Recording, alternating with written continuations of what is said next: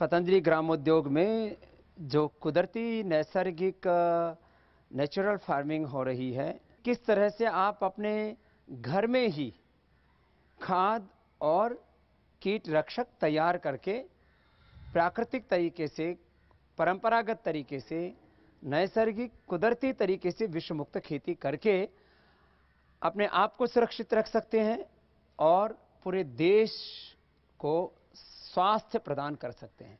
ऐसे ही पतंजलि ग्रामोद्योग में यह जो अलग अलग प्रकार से पशु आहार, फिर फीड सप्लीमेंट्स, औषधियों का काम और पतंजलि बायो रिसर्च सेंटर में बायो फर्टिलाइजर्स, बायो पेस्टिसाइड्स का भी जो काम है, जो जीवाणु पर आधारित जो फर्टिलाइजर्स और पेस्टिसाइड्स, जिससे कि जो विषैले फर्टिलाइजर्स और पेस्टिसाइड्स प्रयोग करके यूरिया, डीएपी, तमाम तरह के वो कीटनाशक, पेस्टिसाइड्स, इंसेक्टिसाइड्स, उनके द्वारा जो आज कैंसर से लेकर के हार्ट की, बीपी की, शुगर की, ओबेसिटी की, लीवर किडनी फेलियर की तमाम तरह की जो भयावह मौत की पर्याय बन चुकी बीमारियां फैल रही हैं, उनसे कैसे देश को मुक्ति दिलाई जा सके, उसके लिए ये अलग अलग products Patanjali bio research institute में, जिसको शॉर्ट में पीबीआरआई कहते हैं, वहां पर ये तैयार किए जा रहे हैं। पहले तो इसकी बेसिक फिलॉसफी क्या है जो बायो फर्टिलाइजर्स और बायो पेस्टिसाइड्स की हैं, उसके बारे में जो हमारे साइंटिस्ट हैं साधना जी और आशीष जी, वो इसके बारे में थोड़ा सा आपको बताएंगे कि ये जो है इसका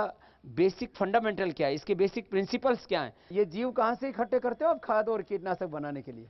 स्वामी जी, वो जो जीव है जिसे हम बोलते हैं माइक्रो ऑर्गेनिज्म जी, वो स्वामी जी हम लोग क्या करते हैं, हम लोग मिट्टी से ही उन्हें प्राप्त करते हैं। मिट्टी से? हाँ कैसे स्वामी जी, collect करते मिट्टी से क्या करते हैं स्वामी जी, हम लोग मिट्टी का ही सैंपल लेते हैं, उसे एक लेबोरेटरी में क्या करते हैं, उनको हम आइसोलेशन करते हैं, उसे मिट्टी से अलग करते हैं।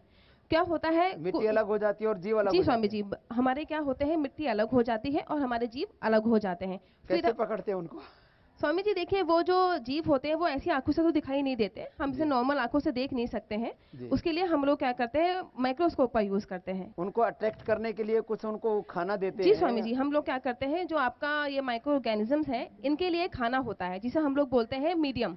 अच्छा, हाँ। मीडियम बोलते हैं, और अलग अलग माइक्रो ऑर्गेनिज्म के लिए अलग अलग मीडियम यूज किए जाते हैं। हाँ। हम लोग क्या करते हैं, पहले मिट्टी से उनको अलग करते हैं, अलग करने के बाद जिससे कि ये जीवित रहें, मरे नहीं, हम उन्हें क्या करते हैं, एक मीडियम दे देते हैं, खाना देते हैं, खाने का लालच दिया, मीडियम का लालच दिया। हाँ। उसे हमने अलग करा, फिर हमने उसकी जनसंख्या को बढ़ाने के लिए हमने उसे और भोजन दिया, जिससे कि वो उसी भोजन में रहे, जीवित रहे और अपनी जनसंख्या को। कितना फास्ट ये बढ़ते हैं स्वामी जी, अगर हम 1 ग्राम में मिलियंस ऑफ माइक्रो ऑर्गेनिजम्स होते हैं, अगर हम बात करते हैं करोड़ों अरबों खरबों। जी स्वामी जी, 1 ग्राम में खरबों, जी खरबों माइक्रो ऑर्गेनिजम्स होते हैं जी, और अलग अलग प्रकार के होते हैं, एक नहीं अलग अलग प्रकार के होते हैं। उसमें कुछ हमारे लिए पहचान कैसे करते हैं स्वामी जी, उसकी पहचान हम लोग करते हैं माइक्रोस्कोप में। उसके लिए हम लोग क्या करते हैं, उन्हें अलग अलग तरीकों से रंगते हैं, जिसे हम लोग बोलते हैं स्टेनिंग। अच्छा, हाँ, जिसमें हमारे कुछ ग्राम पॉजिटिव बैक्टीरियाज होते हैं, कुछ हमारे निगेटिव्स होते हैं, कुछ हमारे फंगस होते हैं, कुछ हमारे बैक्टीरियाज होते हैं। तो इन सबको हम क्या करते हैं, स्टेनिंग के थ्रू आइडेंटिफाई करते हैं। मिट्टी में भी रक्षक कीट भी होते हैं और जी बाबा जी, उसमें हमारे शत्रु कीट भी होते हैं और मित्र भी होते हैं। वो हम लोग को पहचानने पड़ते हैं कि कौन से हमारे मित्र कीट हैं, कौन से हमारे दुश्मन कीट हैं, जिसे हम लोग शत्रु बोलते हैं। जी हाँ, अच्छा, हम लोग उन्हें रंगते हैं, जिन्हें हम लोग स्टेनिंग बोलते हैं। स्टेनिंग के थ्रू क्या करते हैं, हम लोग उन्हें माइक्रोस्कोप में देखते हैं, फिर हम उन्हें आइडेंटिफाई करते हैं कि ये जो हमारे जो जीवाणु हैं, जो माइक्रो ऑर्गेनिजम्स हैं, वो हमारे लिए बेनिफिशियल है, मतलब हमारे मित्र हैं, और हम इन्हें आगे यूज कर सकते हैं फसलों की वृद्धि के लिए। कुछ ऐसे कीट भी होते हैं स्वामी जी, जो इंसानों के लिए तो अगर हम लोग बोले तो शत्रु हैं, लेकिन फसलों के लिए वो मित्रों का काम करते हैं। जैसे हमारे पैसिलोमाइसिटीज हो गया, बवेरिया हो गया, ये सारे पैथोजिन होते हैं। अच्छा। पैथोजिन है, लेकिन वो क्या होते हैं, फसलों के लिए वो ऐसा मित्र को काम करते हैं। क्यों? क्योंकि आदमी का क्या नुकसान करते हैं स्वामी जी? आदमियों का वैसे नुकसान नहीं करते, अगर वो हमारे अंदर चले जाए, अगर हम लोग से इनहेल कर लें, रेस्पिरेशन के थ्रू अंदर चले जाए, तो हमारे अंदर प्रॉब्लम क्रिएट कर सकते हैं। ठीक है, तो उसके लिए हम लोग को बहुत टेक्निकली और बहुत सोच समझ के हम लोग उन्हें हैंडल करते हैं। तो क्या होता है कि जब हम लोग इसे फसलों पे डालते हैं, जो फसलों में जो कीट होते हैं, जिन्हें पॉट बोरर बोलते हैं, इंसेक्टिसाइड्स एज अ पेस्टिसाइड वो यूज किए जाते हैं।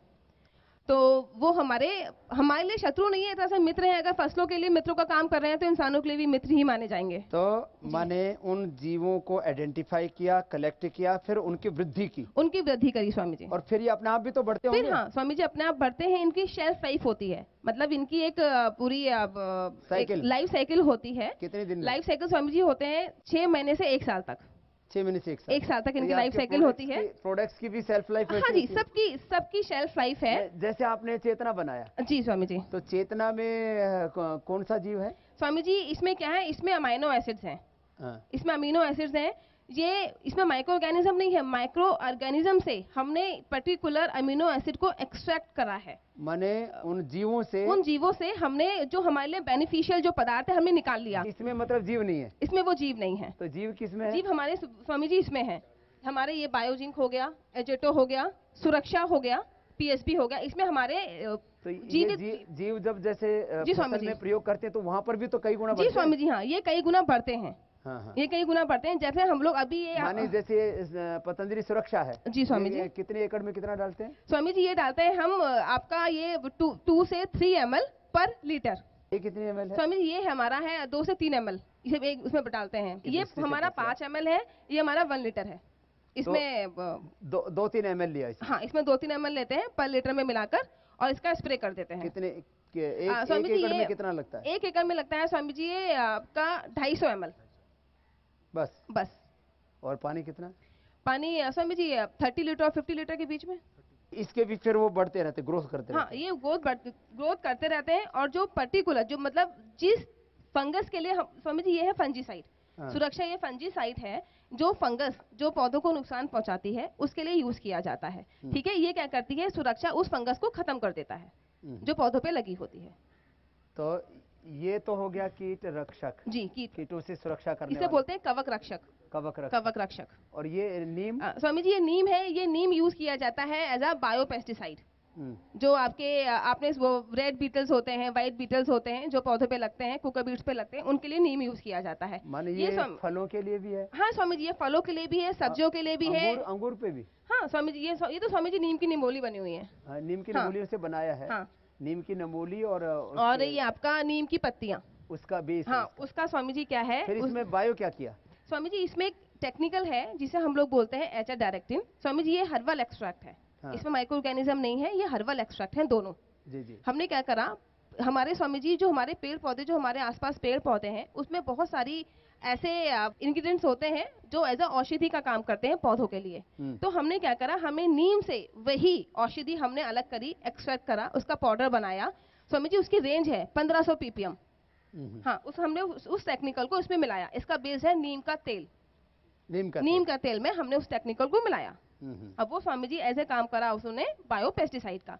ये स्वामी जी क्या करता है, जो हमारे पेड़ पौधों पे जो कीड़े रखते हैं उन्हें बैठने नहीं देता, पेड़ पौधों के ऊपर बैठने ही नहीं देता है। तो मतलब इसकी सुगंध से चले जाते हैं? जी स्वामी जी, इसकी सुगंध इतनी तेज होती है कि सुगंध से ही चले जाते हैं। तो उसके पास फटकते नहीं। किस पर प्रयोग किया इसका? स्वामी जी सभी फसलों के लिए, आपका फलों में, सब्जियों में, सीरियल्स में, गेहूं हो गया, आपका चावल हो गया और आपका पल्सेस हो गई, सभी चीजों के लिए। आम है, आम के लिए भी स्वामी जी यूज होगा। आम के लिए, अंगूर के लिए। जी स्वामी जी। सेब के लिए, क्योंकि सेब के ऊपर भी बहुत प्रयोग होता है पेस्टिसाइड। सारी सब्जियां हो गई, सारे आपके फल फूल के पौधे होते हैं, सारी फसलों के लिए स्वामी जी यूज किया जाता है नीम ऑयल। हम बोलते हैं किसानों से, लगता है सबसे ज्यादा बिकता होगा। जी स्वामी जी, सबसे ज्यादा बिकता है, सबसे ज्यादा डिमांड। जी स्वामी जी। इसमें एक तो है पतंजलि नीम, एक नीम गोल्ड। जी स्वामी जी, नीम गोल्ड हमारा टेक्निकल है। इसमें स्वामी जी क्या होता है, जब हम कोई प्रोडक्ट बनाते हैं उसके लिए हम लोगों को CIV रजिस्ट्रेशन लेना पड़ता है इंसेक्टिसाइडल बोर्ड से, जो भारत सरकार का है। तो हम लोग उसी भारत सरकार के नॉर्म्स के अकॉर्डिंग ही अपना प्रोडक्ट बना सकते हैं। तो उन्होंने रेंज दिया हुआ है कि नीम ऑयल में जो टेक्निकल होगा उसकी रेंज होगी 1500 ppm। इससे ना ज्यादा होगी ना इससे कम होगी। जी, तो स्वामी जी जो नीम गोल्ड है उसमें 1500 ppm हमारा टेक्निकल है। और स्वामी जी ये पतंजलि नीम है, स्वामी जी क्रूड ऑयल है। अच्छा जी, दोनों स्वामी जी दोनों ही काम करते हैं, लेकिन ये हमारा मतलब ज्यादा इफेक्टिव है नीम गोल्ड, पतंजलि। हाँ, नीम गोल्ड।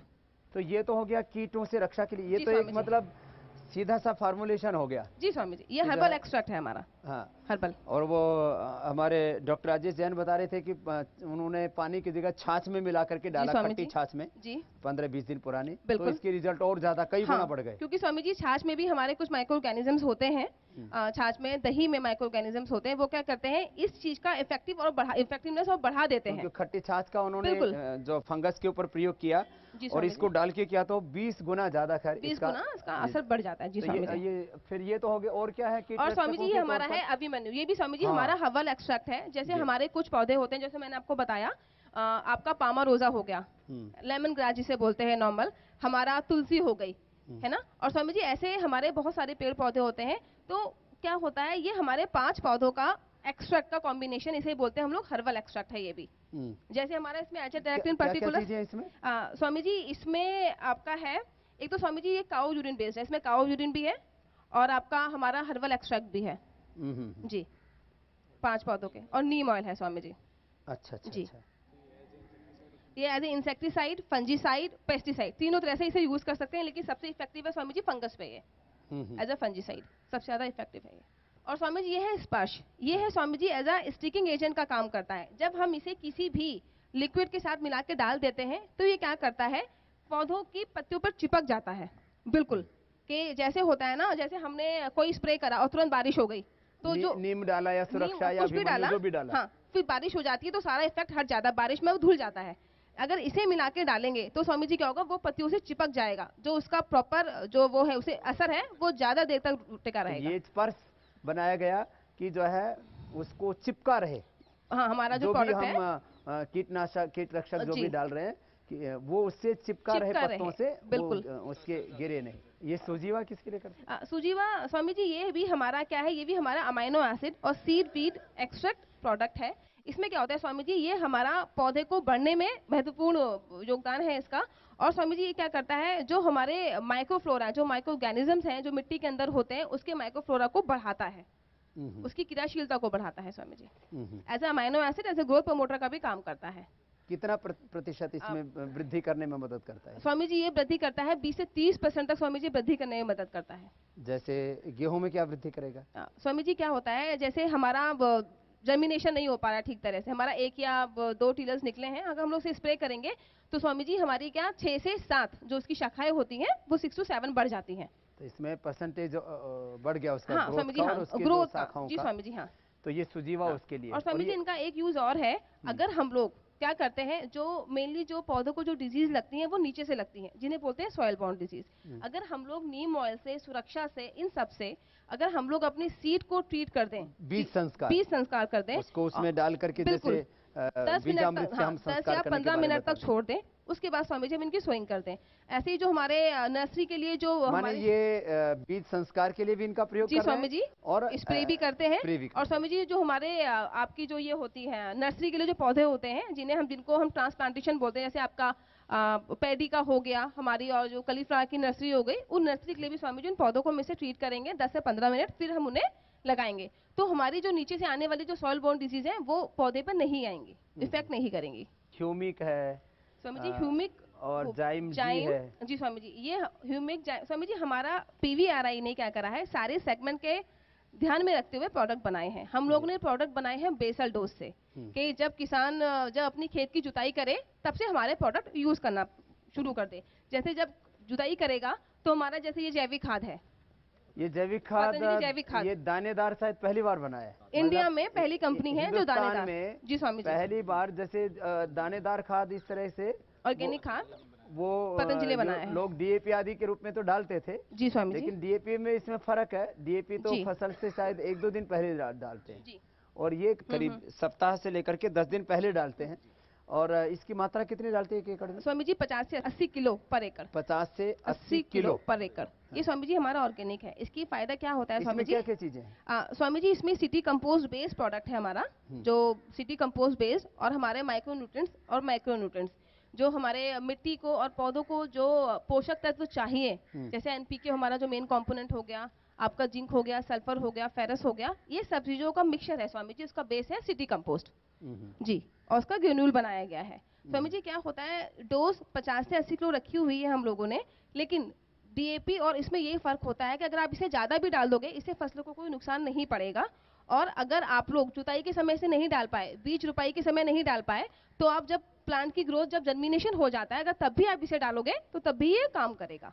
यदि बुआई से पहले डालते हैं तो ज्यादा इफेक्टिव होगा, मिट्टी के अंदर चला जाएगा। जी स्वामी जी, हाँ, और वहां जाकर के जो वहां जाकर जो हमारी जो मिट्टी है उसकी फर्टिलिटी को इम्प्रूव करेगा, जिसे बोलते हैं उर्वरक क्षमता को बढ़ाएगा, और माइक्रो ऑर्गेनिज्म की क्रियाशीलता को बढ़ाएगा, और पोषक तत्वों को वो प्लांट आराम से इसे अपटेक कर लेगा। मैन्योर दानेदार जो है खाद, दानेदार खाद, जी स्वामी जी, काफी लोकप्रिय हो रहा है किसानों में। स्वामी जी बहुत लोकप्रिय हो रहा है। इससे वापस फर्टिलाइजर्स और पेस्टिसाइड से छुटकारा पाने में कितने साल लग जाते हैं? स्वामी जी देखिए, इससे कम से कम 3 साल तो लगते हैं इसे पूरी तरह से छुटकारा पाने के लिए। लेकिन हम बोलते हैं कि शुरू से ही आप इसे, जैसे किसान अभी यूरिया डीएपी यूज कर रहा है, तो आप इसे अभी से यूज करना शुरू कर दो। तो उनकी मात्रा घटाओ ना। हाँ, उनकी मात्रा घटाओ। कितना प्रतिशत घटाओ? स्वामी जी पहले आप घटाओ 20%, फिर घटाओ स्वामी जी 50%, फिर घटाओ 70%, फिर घटाओ 100%। लेकिन एकदम से खत्म मत करो, क्योंकि अब मिट्टी को आदत पड़ चुकी है, धीरे धीरे ही खत्म होगी। 25, 50, 75 ऐसे एक एवरेज? 25, 50, 75, जी स्वामी जी, हम लोग ऐसे एवरेज लेके चलते हैं। तो ये हो गया दानेदार खाद। जी स्वामी जी। और ये जैविक खाद, इसमें ये जैविक खाद जो, जी स्वामी जी, ये इस रूप में बनाते हैं, तो इसमें और इसमें क्या अंतर है? नहीं स्वामी जी, जो ये हमारा जैविक खाद है, जो हमारे फूड एंड हर्बल पार्क का जितना भी हमारा जो वेस्ट होता है, जड़ी बूटियों का हो गया, हमारे इसका फ्रूट्स का हो गया, जूस का हो गया स्वामी जी, है ना, एलोवेरा का हो गया, उसे स्वामी जी हम लोग डिकम्पोज करके, डिकम्पोज करने के बाद स्वामी जी हम लोग उसे न्यूट्रिएंट से रिच करते हैं।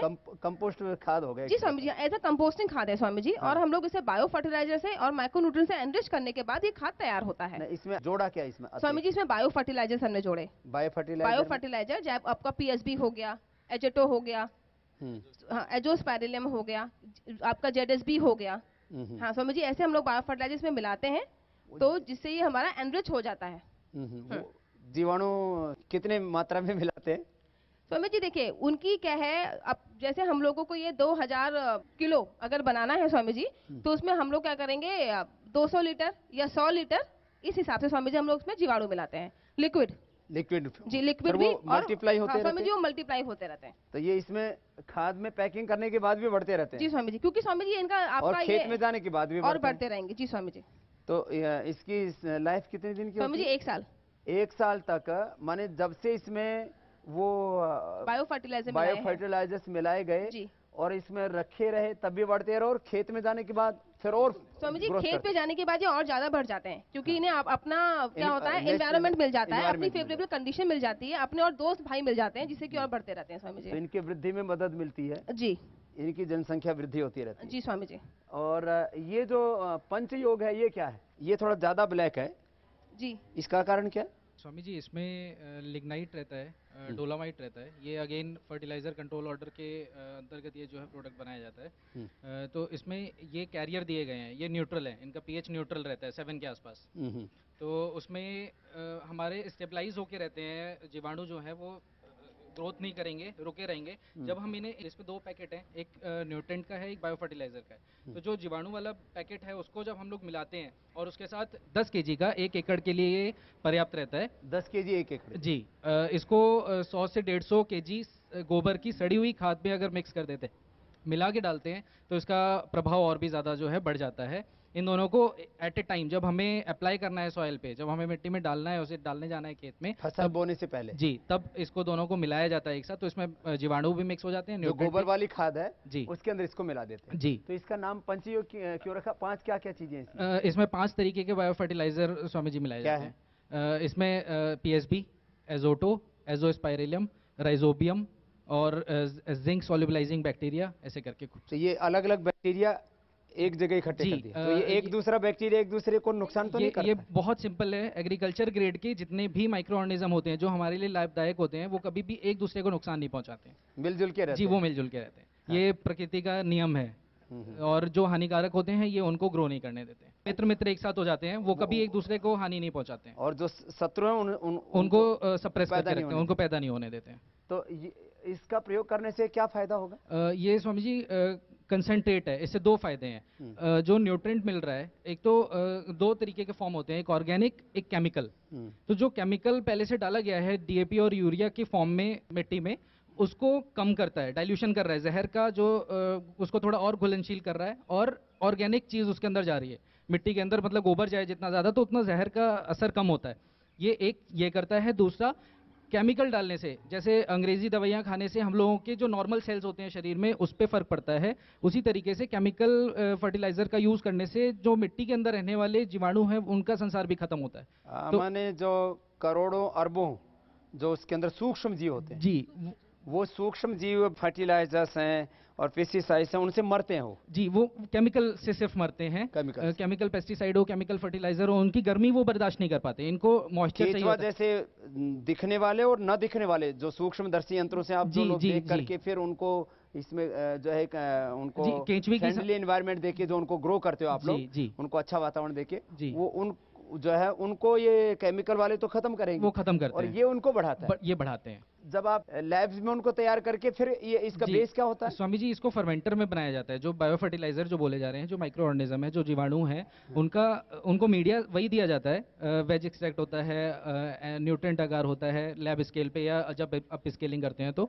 लेकिन वो सारे वेज एक्सट्रैक्ट है। वेज एक्सट्रैक्ट जितना कंटेंट उसके अंदर होता है न्यूट्रिएंट का, उतना ही बीफ एक्सट्रैक्ट में भी होता है। लेकिन बीफ एक्सट्रैक्ट जो है, जैसा बीफ नाम से ही पता चल रहा है, तो वो उसमें एनिमल ओरिजिन आ जाता है, तो उसका प्रयोग नहीं किया जाता। हम लोग उसका प्रयोग नहीं करते, हम लोग वेज एक्सट्रैक्ट करते हैं। जो न्यूट्रिएंट सब्जी और इन सब के अंदर पाया जाता है, उसको निकाल के, जैसे आलू है, आलू से स्टार्च मिलता है, तो वो मीडिया हम लोग जो है इनको ग्रो करने के लिए, इनको मतलब बढ़ाने के लिए जी, ऐसे 100 पहले 10 लीटर से 100 लीटर बढ़ाया, 100 लीटर से 1000 लीटर बढ़ाया, 1000 से 10,000 लीटर बनाया। उदाहरण के लिए कोई 1 लाख बैक्टीरिया है जी, और उसको वो एक दिन में कितने स्वामी जी, इनका लाइफ साइकिल है, पैदा होने के लिए इनकी स्पीड 36 आवर्स यानी कि 1.5 दिन से लेके स्टार्ट हो जाती है और 105 दिन तक मैक्सिमम जाती है अलग अलग बायो फर्टिलाइजर्स के लिए। तो हम लोगों के जो मैक्सिमम है वो 48 से 56 या 72 तक पे खत्म हो जाते हैं। 2 दिन में, 3 दिन में 10⁻11 मिलियन सेल्स हम लोग जो है बना लेते हैं। स्वामी जी, इनके लिए एक ऑप्टिमम टेम्परेचर चाहिए होता है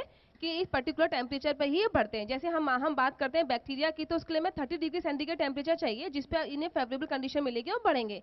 अगर स्वामी जी हम लोग बात करते हैं फंगस की, तो उसके लिए हमें चाहिए 28 डिग्री सेंटीग्रेड, जिस पे अलग अलग टेम्परेचर के ऊपर इनको ग्रो करते हैं, अलग अलग माइक्रो ऑर्गेनिज्म ग्रो करेंगे। तो ये हुआ पंचयोग के बारे में बताया थोड़ा, और जैविक खाद के बारे में हमने थोड़ा बताया। अब हम ये जो दूसरे प्रोडक्ट हैं, बायोजिंक है, ये फॉस्फेट सोल्युबलाइजिंग बैक्टीरिया इसको बोलते हैं स्वामी जी। इसमें वो बैक्टीरिया पाया जाता है, जमीन के अंदर हमारे फॉस्फेट बहुत है, बहुत फॉस्फेट है। 2-3 मीटर अगर हम लोग नीचे देखें तो वहाँ पे मिट्टी के डले बनते हैं, वो भी फॉस्फेट की वजह से बनते हैं। लेकिन फॉस्फेट जिस फॉर्म में होना चाहिए, जिस रूप में होना चाहिए, उस रूप में नहीं होता। उस रूप को यानी कि उसको घुलनशील बनाने के लिए पौधा ले पाए आसानी से, आसान खाना बनाता है, उसको आसानी से ग्रहण कर जी, कॉम्प्लेक्स फॉर्म को सिंपल फॉर्म में तोड़ता है। यानी कि जो भोजन वो नहीं खा पाते थे उसको आसान कर दिया, तो वो प्लांट आराम से ले लेता है, पौधा आराम से खा सकता है, उसको एक्सेप्ट कर सकता है, तो वो सॉल्युबलाइज करता है। तो फास्फेटिक जैव उर्वरक जी, तो ये इसका काम क्या होगा? स्वामी जी, जो न्यूट्रिएंट होते हैं उसमें नाइट्रोजन, फॉस्फेट, पोटेशियम, ये 3 हमेशा बेसिक रख के कोई भी फॉर्मुलेशन डिजाइन किया जाता है। तो उसमें फॉस्फेट एक बहुत महत्वपूर्ण भूमिका अदा करता है, इस वजह से इसका प्रयोग बहुत ज्यादा किया जाता है। ये कितने एकड़ में कितना लगेगा? ये 1 kg 1 एकड़ के लिए पर्याप्त होता है, लेकिन इसका अप स्केलिंग किया जाता है। ये 1 स्वामी जी, जी ये 1 kg। किस में मिलाते हैं इसको? 100 ग्राम गुड़ ले लिया या गोंद ले लिया, उसको 2 लीटर या 3 लीटर पानी में मिक्स करने के बाद इसको उसमें ऐड किया, मिक्स किया इस 1 kg को। उसके बाद उसको 10 kg, 20 kg, 30 kg जितना किसान को डालना है उसके फसल के अकॉर्डिंग, उतना वो लेके अप स्केल कर सकता है। तो ये 1 kg 30 kg में कन्वर्ट हो जाता है। उसके लिए इसको 3 से 5 दिन तक रखना भी होता है छाया में। क्या डालेंगे? गोबर की सड़ी हुई खाद। गोबर के साथ डालते हैं जी। तो ये एक एकड़ के लिए एक फसल में कितनी बार डालेंगे? ये एक फसल में एक बार, सिर्फ एक बार, क्योंकि एक बार शुरू में जैसे स्वामी जी हम लोगों का जो दानेदार खाद है, इसमें हम लोग 1 kg पीएसबी इसके साथ फ्री देते हैं।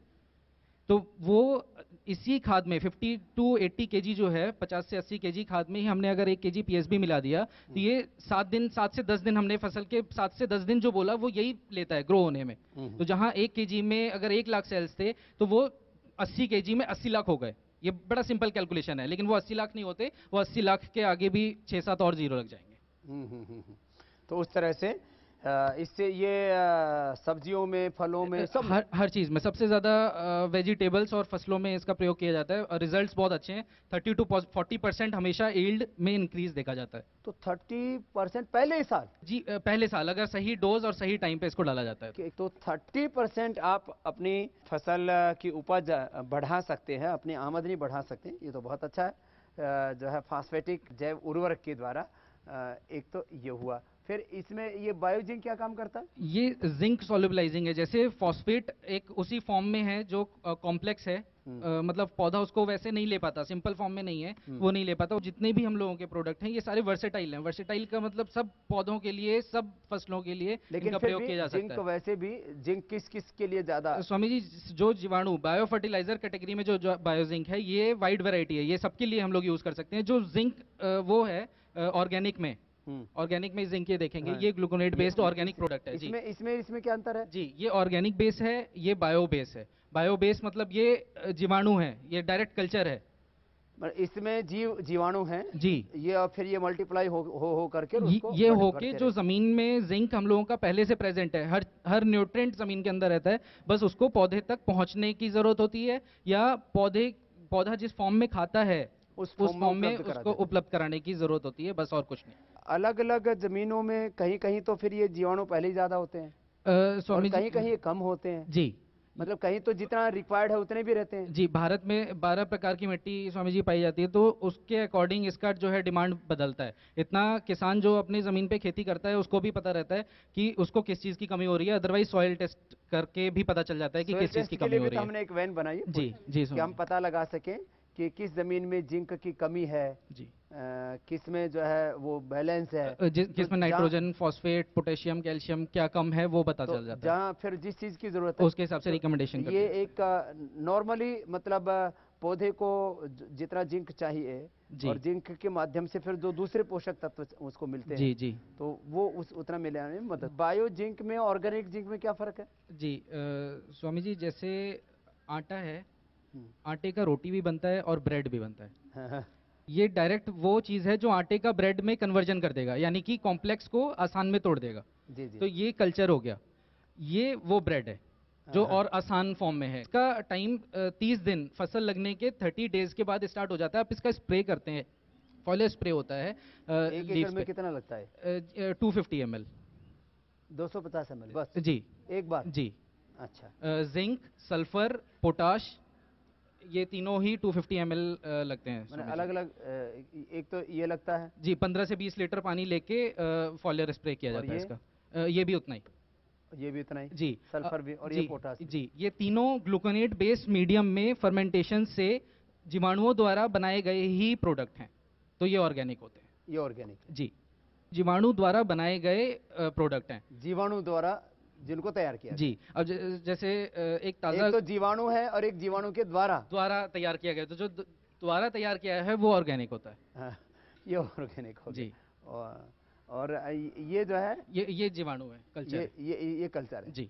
तो ये इसमें जीवाणु है और ये जीवाणु के द्वारा तैयार किया वो है। एक खुद प्रोडक्ट है, ये उसी के द्वारा या दूसरे माइक्रो ऑर्गेनिजम्स के द्वारा बनाया हुआ ऑर्गेनिक प्रोडक्ट है, जिसकी कम कंसेंट्रेशन में, जो न्यूट्रिएंट फॉर्म है। ये जो सल्फर, जिंक और पोटाश जो फसल को चाहिए, जी, वो सब इनके द्वारा पूर्ति की जाती है। इनके द्वारा पूर्ति की जाती है जी। फिर एक तो ये सल्फर है, और दूसरी आपके बगल में जो सल्फर रखी है, जो इस रूप में है, जी, ये सल्फर, और ये जो दूसरी आप ये कितने में, ये तो आप 1-1 लीटर में उपलब्ध कराते हैं, जी, है ना? और फिर ये जो सल्फर है, जी, ये 10 kg के पैक में होता है। 10 से 17 kg इसका पर एकड़ का रिक्वायरमेंट होता है। इसमें 10% सल्फर पाया जाता है। ये आपका ये तो स्प्रे करते हो क्या? जी, ये स्प्रे करते हैं फसल के ऊपर? जी, नहीं जमीन में जाते नहीं, जमीन में नहीं, जमीन के लिए ये होता है स्वामी जी, जिस ऊपर, जी, जिस ऊपर से फिर पोषण कैसे मिलेगा? जो लीव्स होते हैं, लीव्स पे स्टोमाटा होते हैं। हाँ। तो जब प्रकाश संश्लेषण, फोटोसिंथेसिस की प्रक्रिया जब चलती है तो उनको खाना चाहिए होता है, तो वो स्टेम से भी लेते हैं, डायरेक्ट भी लेते हैं, हर मतलब ये छिड़कते हैं जी, और ये जमीन के अंदर डाला जाता है। ये कब डाला जाता है? ये उस मिट्टी में डाला जाता है स्वामी जी जिसमें सल्फर का डेफिशिएंसी पहले से ही किसान को पता है, पहले से ही कि सल्फर माने गंधक। जी, गंधक की कमी है जी, लेकिन फर्टिलाइजर कंट्रोल ऑर्डर के अंतर्गत जितना सल्फर चाहिए होता है इसमें उतना ही डाला हुआ है। तो ये सल्फर जो है, तो ये वाला ऊपर से डालने वाला इफेक्टिव है कि ये नीचे से डालने वाला? स्वामी जी, दोनों ही इफेक्टिव हैं, लेकिन दोनों अलग अलग टाइम पे यूज होने वाले प्रोडक्ट हैं। वो शुरू से ही जमीन के अंदर रहेगा, धीरे धीरे डिसॉल्व होगा, धीरे धीरे घुलेगा पानी के साथ, और धीरे धीरे। सर कितने दिन रहेगा? ये 6 महीने 1 साल तक भी रहता है। एक्सपायरी तो इसकी 3 years है। जमीन के अंदर कितने दिन तक? जमीन के अंदर जैसे फसल होती है हमारी, उसके हिसाब से ये घुलता है। जितना ज्यादा पानी अगर डालेंगे तो फिर ज्यादा जल्दी घुलेगा, और जितना अगर प्लांट को चाहिए अगर उतना ही हम लोग डालते हैं तो फिर ये वैसे 6 तो महीने तक भी बोला चल जाता जाता है कुदरती खेती में कि जो है मिट्टी में नमी जो है वो मिट्टी की मित्र है, उसको जी। पोषण देती है, और ज्यादा पानी डालना मतलब वो फिर उसको जोंडिस टाइप हो जाता है। है। जैसे राजस्थान के कुछ एरिया हैं, गुजरात के कुछ एरिया हैं जहाँ पे पानी की कमी पाई जाती है, हाँ। तो जहाँ पे पानी की कमी पाई जाती है वहाँ पे ये सल्फर यूज़ किया जाता है। अच्छा अच्छा। जी। तो धीरे धीरे घुलता रहेगा। जी, इसके 2-3 फायदे हैं, ये पौधे को बांध के भी रखता है और धीरे धीरे अपना घुलता है, कम पानी डालिए और जितना प्लांट को चाहिए उतना सल्फर ये